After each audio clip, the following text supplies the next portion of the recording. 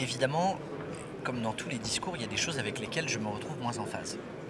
D'abord, on ne sait pas beaucoup de choses en plus de certaines mesures dont les modalités pourraient être sujettes à problème. On a entendu qu'il y avait une réforme des institutions, la dose de proportionnelle par exemple. Je peux entendre qu'il en faut une, mais en fonction de la dose, je suis pour ou je suis contre parce qu'on bascule dans un système. La représentation de tous les courants et de toutes les familles politiques, oui. Une assemblée ingouvernable pour faire en sorte que le pays ne puisse pas se réformer, non. De la même manière, quand j'entends évoquer la question de la suppression ou de la baisse de la taxe d'habitation, je suis interrogatif. Notamment parce qu'on sait bien que c'est une ressource essentielle des collectivités locales. Donc, ça veut dire quoi ?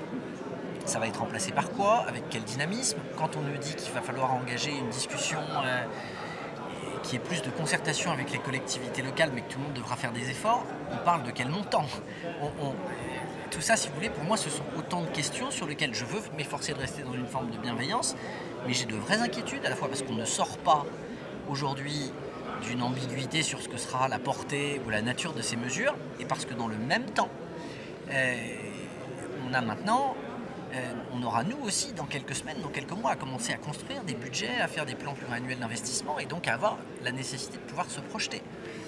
Le rétablissement d'un service national, j'en comprends la portée, je suis sceptique à la fois sur le coût, sur les mesures qu'on envisage et sur le fait de savoir s'il est seulement national, la manière dont on aurait pu au contraire associer peut-être davantage les collectivités locales sur les activités périscolaires qui sont des vraies questions. Quand vous avez des dizaines et des dizaines d'employés dans vos services qui travaillent sur ces sujets, on n'en sait pas beaucoup plus. Donc la réforme du bac en 2021, très bien, mais il se passe quoi à la rentrée de 2018 ?